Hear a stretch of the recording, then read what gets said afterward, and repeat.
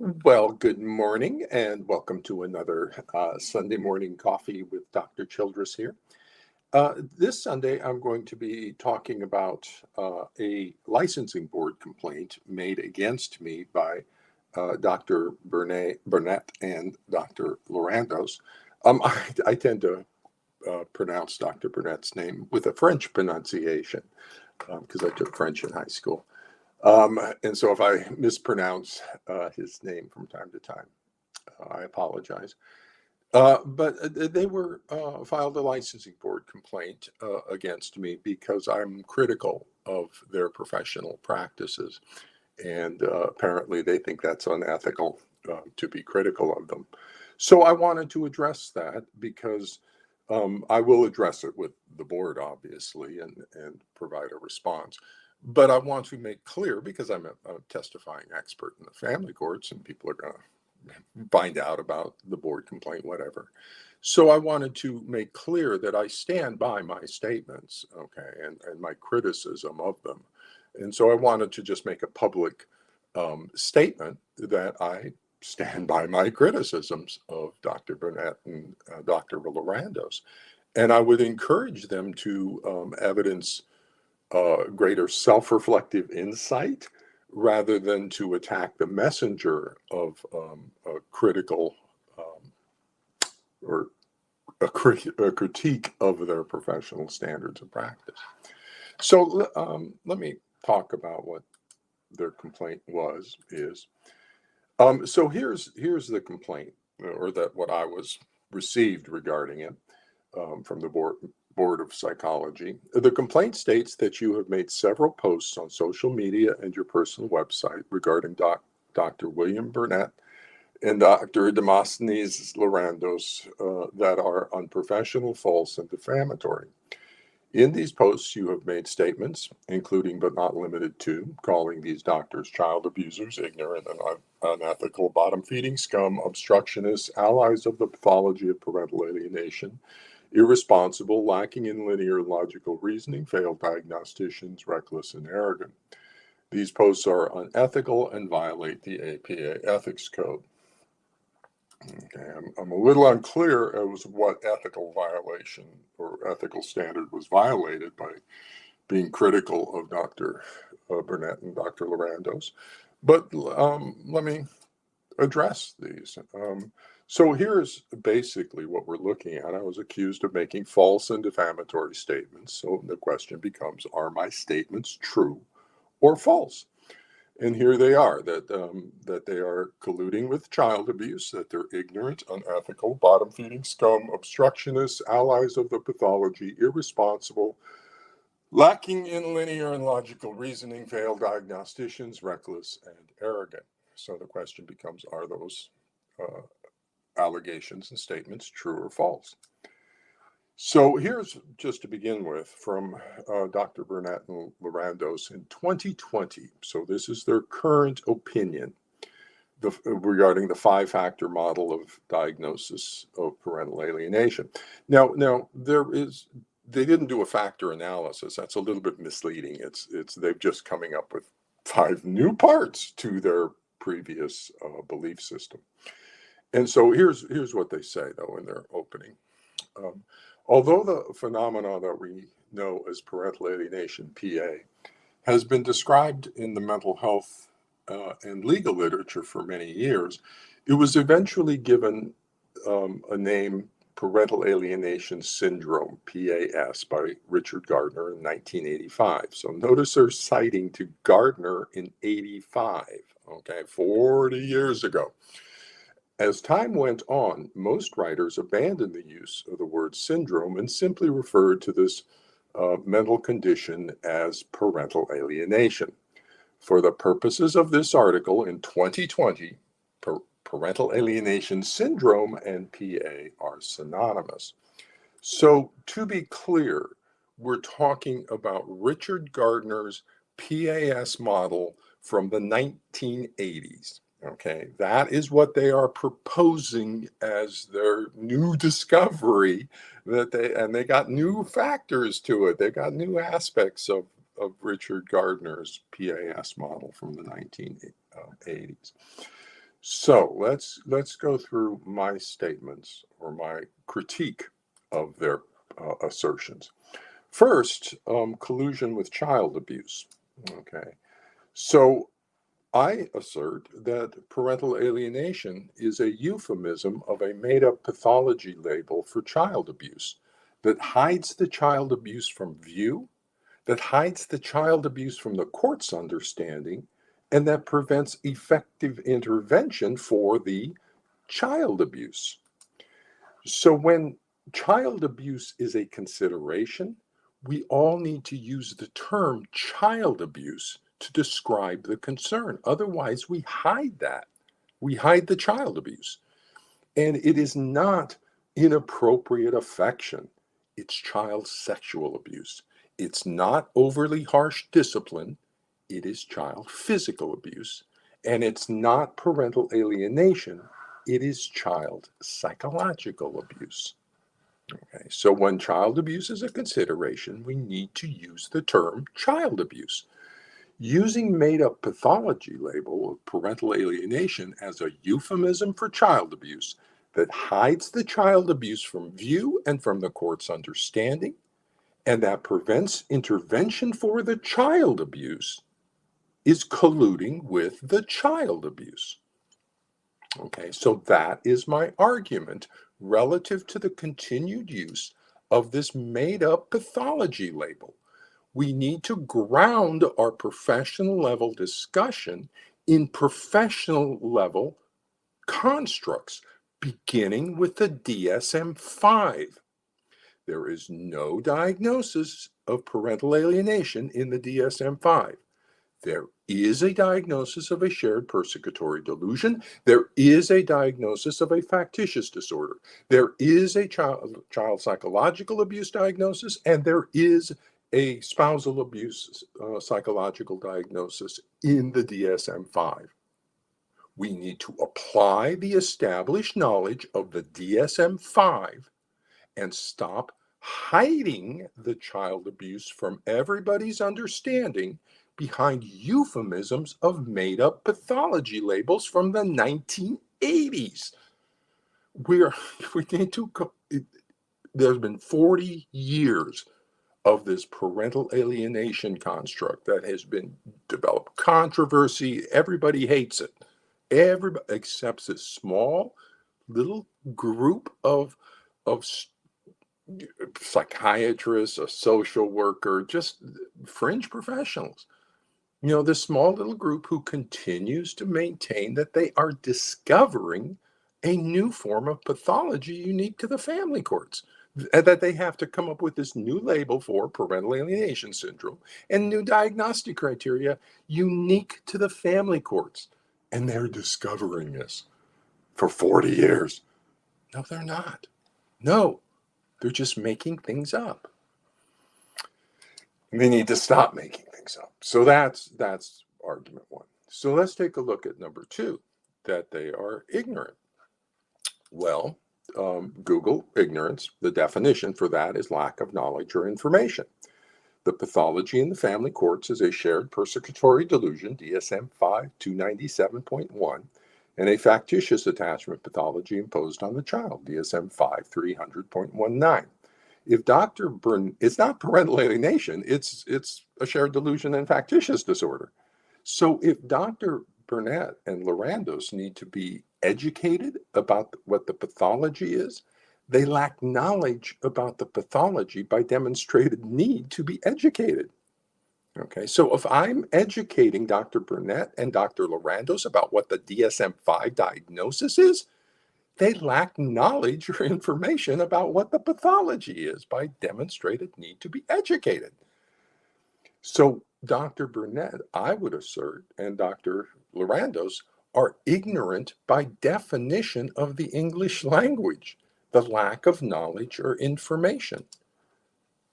So I'm just using descriptive terms to describe their demonstrated lack of knowledge by having to make up new forms of pathology because they don't understand the attachment system, family systems. It's a cross-generational coalition. Personality disorders, collapsing into delusional thought disorders. They don't understand any of that. And so they have to make up new forms of pathology to cover up their lack of knowledge or information, their ignorance. So that's true. Okay, they lack knowledge or information because I'm having to educate them about what the pathology is. They're unethical. Okay, so that's another allegation. So they're claiming it's unethical for me to assert that they are unethical. What standard in the APA ethics code says it's unethical for me to question the ethics of Dr. Bernet and Dr. Lorandos? That's kind of lack of linear logical reasoning. But here, I will assert they are in violation of two ethical standards of the American Psychological Association, beginning with a blatant violation of Standard 2.04, Bases for Scientific and Professional Judgments. Okay, and so let me talk about that for a second. That says that as a basis for our opinions, that psychologists are required to apply the established scientific and professional knowledge of the discipline. Now, right off the top, I will assert that's the DSM-5 of the American Psychiatric Association. So Dr. Bernet and Lorandos are required to apply the DSM-5 diagnostic system first before they propose any new forms of pathology that they think they're discovering. They need to first apply the DSM-5 and see if it's in the DSM-5, and actually it is. It's a shared delusion and factitious disorder. We don't need new forms of pathology. It's in the DSM-5 if you apply it, but they don't apply it, and they refuse. They flat out refuse to apply the DSM-5 because they think they're discovering a new pathology. And the moment they apply the established knowledge, no, they're not. They're not discovering a new form of pathology. It's already known. Everybody knows it's a persecutory. They're simply not diagnosing the pathology so that they can then be experts in this pathology they think they're discovering or propose they're discovering. At this point, I suspect they know they're not discovering things, and that gets to a later criticism about their judgment. So first off, they're not applying the DSM-5, and then attachment and family systems and a lot of knowledge because they're just giving themselves permission to go off and make up new pathologies. And then they're a violation of Standard 2.01 boundaries of competence. For Dr. Bernet, I've looked at his vita. I will assert that he's not competent in attachment pathology and family systems. So Dr. Bernet can now show us on his vita where he has the necessary education, experience, and training in attachment and attachment pathology and in family systems therapy. Because if he doesn't, then he's not competent to be working with the pathology when it's an attachment pathology and a family conflict. Duh. That's linear logical reasoning. If you don't know attachment, you're working with an attachment pathology, you're practicing beyond the boundaries of your competence. If you're not trained in family systems and educated in that, and you're practicing with family conflict, you're not competent in the family conflict. Linear logical reasoning. And I would assert that Dr. Lorandos is not a competent similarly in attachment pathology. The only place you get that is early childhood mental health, and neither one of them have that. And then he's not competent in the diagnostic assessment of delusional thought disorders. So peace. And that's what the pathology is, a persecutory delusion. So he's not competent based on his education, training, and experience. So I've got two ethical violations, boundaries of competence, 2.04, bases for scientific and professional knowledge. That's a true statement. They are in violation of two ethical standards. And it's not unethical on my part to point that out. But they somehow think they included that in their list of my ethical violations, is that they're not violating two ethical standards. And I'm not allowed to say that about them, according to them, or else it's a board complaint against me. So next up, bottom feeding scum. Okay, so that's, yeah. So now that one is not based on their activity. It's more of a conclusion about Dr. Bernet and Dr. Lorandos' lack of moral character based on their being unethical, ignorant, obstructionist allies of the pathology. So all those other criticisms, this is sort of the outcome criticism of that, because essentially it's a criticism that they lack moral character. And the reason for that is because they intentionally refuse to apply the DSM-5 to their diagnoses. And they are intentionally thereby misleading parents into the belief that they're discovering some new form of pathology called parental alienation. And they lead these parents into proving a made-up pathology label at trial to a judge rather than obtaining a diagnosis of child abuse and effective treatment for the child abuse. And they're doing that for their own personal, financial, and career status gain of Dr. Bernet and Dr. Lorandos so they can be experts in their made-up pathology. So I've been known these guys since 2012, over a decade. I've been in the family courts. I know who Dr. Bernet and Lorandos are. I know what they write. I know what they believe. And I've been in dialogue with them a lot. I've met with Bernet a couple of times, one in a convention in Washington, one in Boston, and one convention in Venice. We sat down and met, and I've talked with him, and I've expressed my concerns to him pursuant to 1.04 of the APA Ethics Code. And so they know that if we switch to the DSM-5 diagnostic system, we will immediately get a shared persecutory delusion, factitious disorder imposed on another child, psychological abuse, and spousal abuse. And we can provide that diagnosis to the situation, and the targeted parent can then use that diagnosis to protect the child. They know that if we apply the DSM-5, the situation will be solved immediately.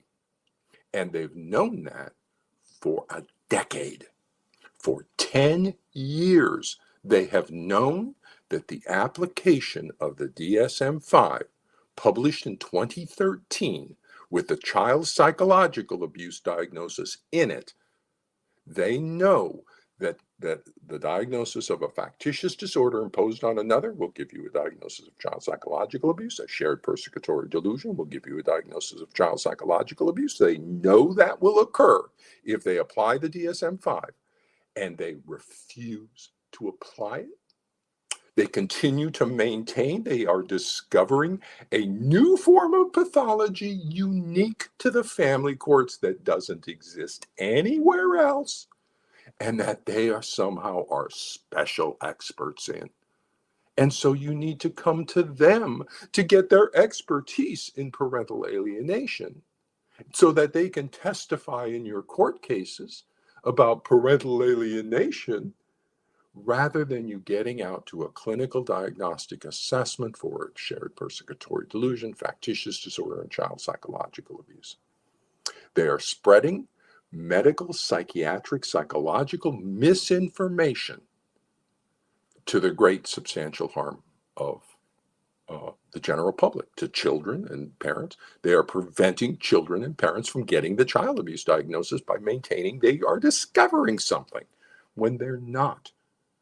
Okay, and so what would be your adjective to describe somebody who intentionally prevents parents and children from getting a diagnosis of child abuse when child abuse is present so that they can remain experts in a made-up pathology that they think they're discovering? Okay, I would say that lacks moral character. I don't care if you have financial interests or personal interests in discovering some new form of pathology. You have obligations as a doctor to apply the DSM-5 and make the diagnosis of child abuse when child abuse is present, and you have obligations as a doctor to inform the public about what the DSM-5 diagnosis is, it's child psychological abuse, so that they can get treatment for the child abuse, not treatment for parental alienation, which doesn't exist. Okay, so that's That's more of a conclusion based on 10 years of knowing them, personal experience sort of situation. So, true or false, obstructionists? Well, here's the situation there. The DSM-5 diagnosis for the pathology in the family courts is a shared induced persecutory delusion, 297.1, and a factitious disorder imposed on the child, 300.19, child psychological abuse, V995.51, and spousal psychological abuse of the targeted parent using the child as a weapon, V995.82. Dr. Bernet and Dr. Lorandos refused to apply the DSM-5 diagnostic system to the American Psychiatric Association to their diagnostic judgments, thereby preventing and obstructing the accurate diagnosis and effective treatment of the pathology. Okay, so if you are diverting attention over to this made-up pathology label that you assert you're discovering a new pathology in the family courts, and you divert people away from getting an actual DSM-5 diagnosis of child abuse that will provide an actual intervention for the child abuse, you are obstructing the solution of getting competent, accurate diagnosis and effective treatment, because you think you're discovering something. No, you're not. You're not discovering a new form of pathology unique to the family courts. Apply the established knowledge first, and you'll discover you're not discovering anything. But you refuse to do that because you want to be an expert in something. Allies of the pathology. All right. So, see collusion with child abuse right off the front. If you are using euphemisms for made up pathology labels and that hide the child abuse and hide it from the court's understanding and to prevent intervention for the child abuse, that's being an ally with the pathology of child abuse. You are preventing effective intervention for the child abuse, identification and intervention for it. So the continued proposal that they are discovering some new pathology unique to the family courts locks up the professional psychology in endless destructive conflict and controversy over their made-up pathology proposal, and prevents the solution available from the application of the DSM-5 diagnostic system of the American Psychiatric Association. So they are disabling the mental health system response to the pathology by taking everyone's focus into their made-up pathology proposal. Stop it. Stop making up new things and let the mental health system respond with the DSM-5 diagnosis. But they're doing it, and they're doing it intentionally. They know they're doing it. They know they are disabling the mental health system response, because I've been in the family courts 10 years. I've been telling them that for 10 years, that you're disabling the mental health system response, return to established knowledge, and they won't do it because they want to be experts. And they think they're discovering grandiose. They think they're entitled to make up new forms of pathology just because they believe they're discovering something. Entitlement. Arrogant. We'll get to arrogant in a second. So, true or false, that they are irresponsible? Well, Google responsibility. The state or fact of having a duty to deal with someone or having control over someone. So they have an obligation as doctors. Dr. Bernet and Dr. Lorandos have a responsibility as doctors to apply the DSM-5 diagnostic system and the established scientific and professional of the discipline, knowledge of the discipline first, before making any new pathology proposals that they believe are unique to the family courts. Before they believe and assert they're discovering something, they have a responsibility as doctors to apply the established knowledge, including the DSM-5 diagnostic system, first. And they're not doing that. They are irresponsible. True or false? Lack linear and logical reasoning. Well, that's true. I'll give you an example. The pathology cannot be a new form of pathology that Dr. Bernet and Dr. Lorandos are discovering, and simultaneously an existing form of pathology already described in the DSM-5. Either it is a new form of pathology that's unique to the family courts that Dr. Bernet and Dr. Lorandos are discovering, or it's an existing form of pathology already in the DSM-5. It cannot be both logically. It's one or the other, new or existing. It is a DSM-5 diagnosis of 297.1 and 300.19. There is no new pathology they are discovering. Okay, so it's already in the DSM-5. They are not discovering any new form of pathology.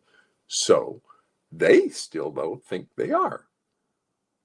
That's a deficit in linear logical reasoning. They don't understand that if it's already in the DSM-5, they cannot be discovering some new pathology. No, it's in the DSM-5. It's a shared delusion, factitious attachment pathology imposed on the child for secondary gain to the allied parent. Child psychological abuse, spousal abuse. Okay. So, yeah, they lack linear logical reasoning. And there's several examples of deficits in linear logical reasoning.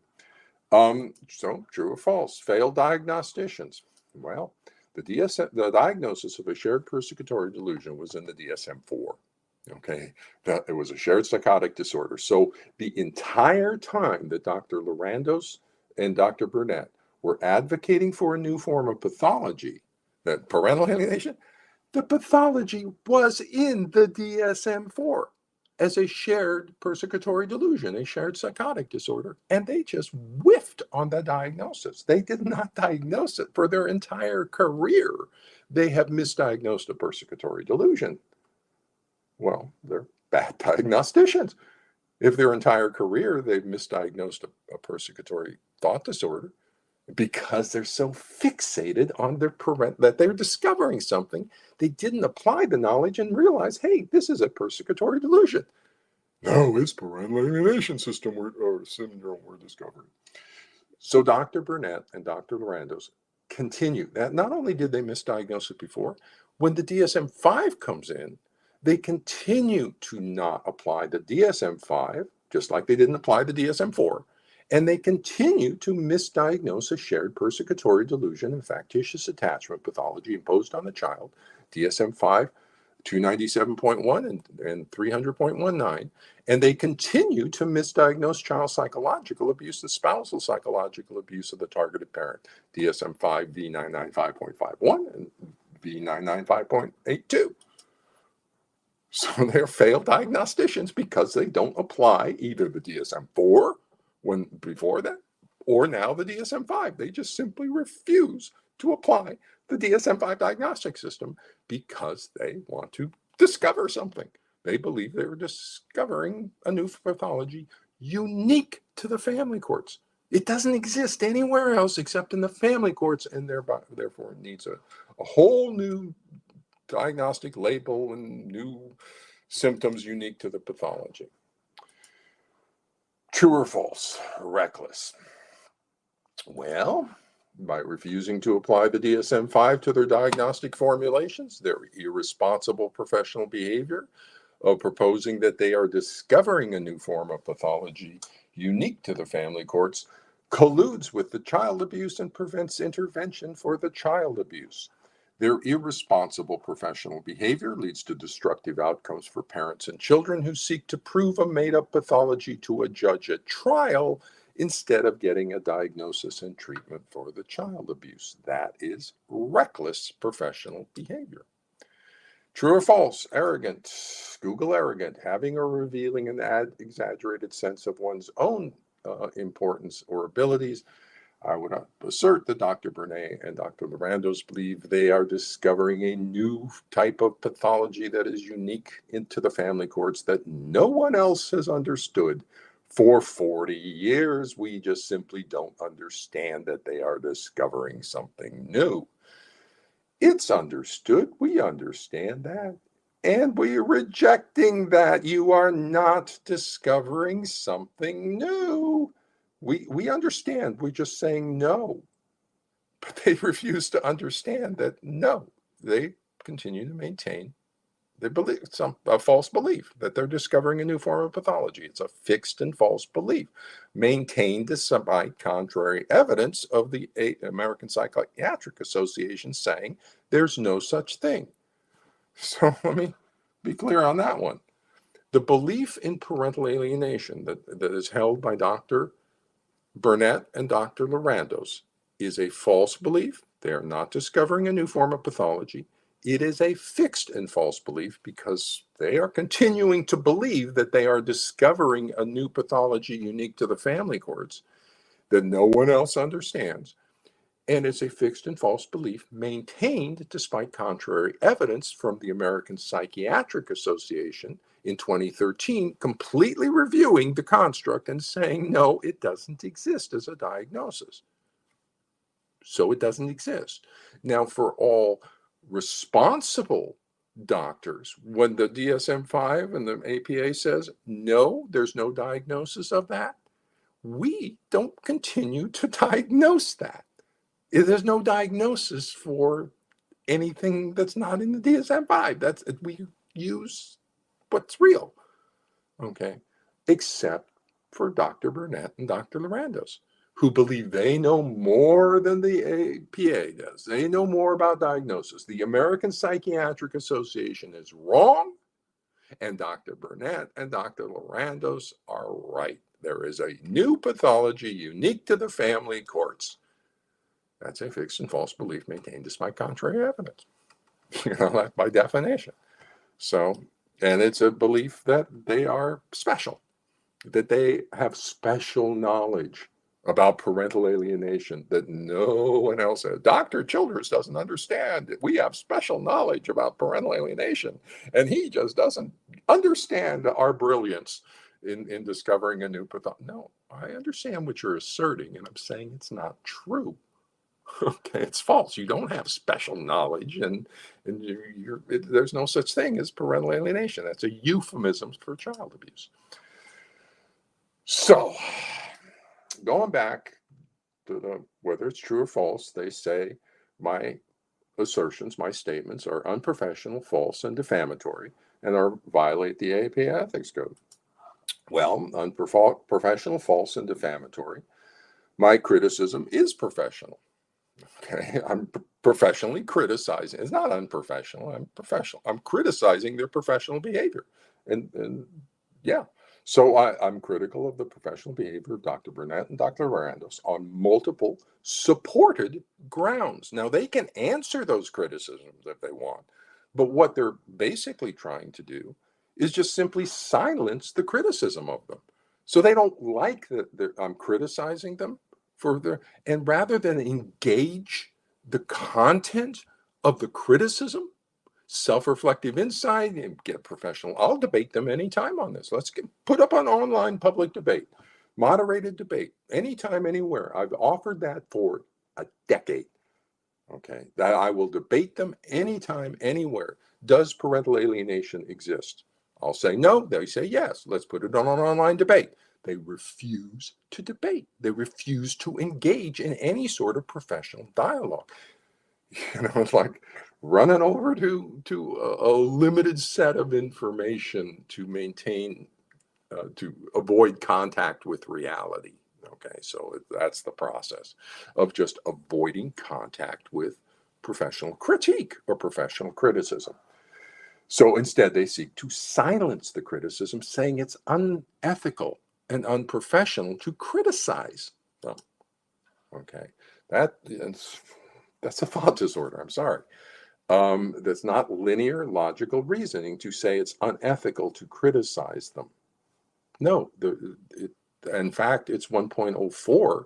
I have a mandatory obligation to informally notify them of concerns about ethical violations, 2.01, 2.04, and I have requirements to take further action appropriate to the situation, 1.05, when it's not resolved properly with informal. So yeah, I have obligations to inform you, and so it is professional. False, my criticisms of them are true and accurate descriptions of their problematic professional behavior. I've just set it up. They are true. They're not false allegations. And notice all their ethical, or all their what they're claiming are ethical violations. That I say they're ignorant, that I say they're arrogant, that these are definitions of the English language that I'm using to describe. So I'm just using descriptive terms that's not unethical to describe what they're doing. Okay, they're reckless, they're irresponsible, and uh, and then the question here, what ethical standard is violating by criticizing the professional behavior of Dr. Bernet and Dr. Lorandos? So again, I would say that's an absence of linear logical reasoning. Criticizing them for being irresponsible is not unethical on my part. Criticize for, maintaining this false belief in parental alienation syndrome for 40 years, and I'm saying that's irresponsible, not applying the DSM-5. That's not unethical activity on my part. Saying that they're, reckless by not applying the DSM-5 is not unethical. There's no standard that says you cannot criticize Dr. Bernet and Dr. Lorandos. So that's unethical.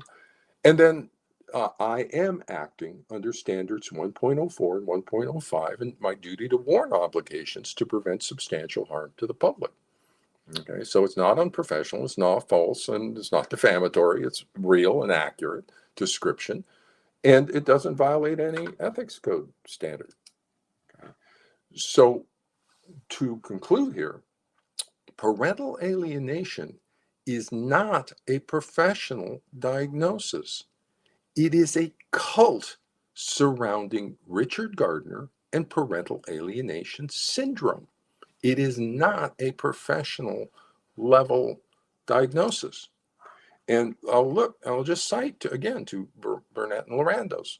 In 2020, so this is their current thinking, although the phenomenon that we know as parental alienation, PA, has been described in the mental health and legal literature for many years, it was eventually given a name, parental alienation syndrome, PAS, by Richard Gardner in 1985. Look how they're locked in to the professional knowledge of 1985, and they have not advanced a step since 1985. When they talk about it being described in the mental health literature, that's all pre-1985, because eventually, 40 years ago, a single psychologist made up a new pathology label for it. Yikes, 40 years ago. They're stuck in knowledge 40 years ago. That's from one person, Richard Gardner. For purposes of this article, PAS and PA are synonymous. Okay, so they have not moved an iota in 40 years of conceptualization of this pathology. And they're still worshiping this single psychiatrist in the 1980s, Richard Gardner, like he discovered something new. And it's a cult. It's a cult of Gardner. It's a cult of PAS.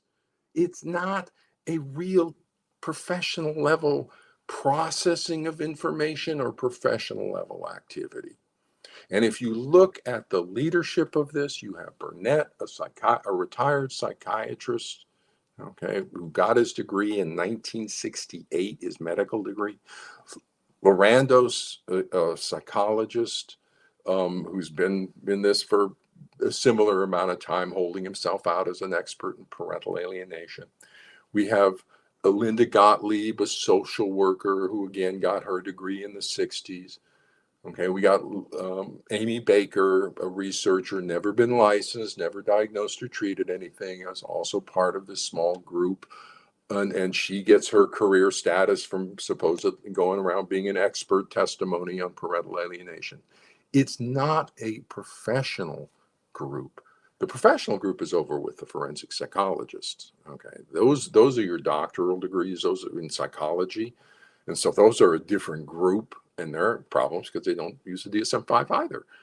But this group, this parental alienation syndrome group, is not a professional group. It's a cult. It's a cult of personality around Richard Gardner and PAS. And they're 40 years later, they still haven't engaged any professional level knowledge. They're still using PAS. It's synonymous with PAS. And that's what they want. So with that, I'm going to wrap up my Sunday coffee today. Yeah, we need standards of practice elevated in the family courts for the children, for the parents, and for the court. And we need to start with the application of the DSM-5. Everybody, all the doctors, come on, all the doctors, start applying the DSM-5 diagnostic system to your diagnosis, please. Can we get there? Forensic psychologists, please. We need a clinical diagnostic assessment. We don't need your quasi-experimental, role as a, mini judge. We need a clinical diagnosis using the DSM-5 diagnostic system. Do we have a shared persecutory delusion, factitious disorder, child psychological abuse, and spousal abuse by the allied parent, or do we have some form of child abuse, physical, sexual neglect, psychological by the targeted parent? Which is it? We need a diagnosis on that. And that's a DSM. So let's apply the DSM-5 and solve this immediately, now, today. Let's get diagnoses of child abuse and start protecting children and stop using euphemisms that hide the child abuse. So with that, I will wrap up by Sunday and go off to other things. Go back to the forensic psychologists. So with that, take care, everybody.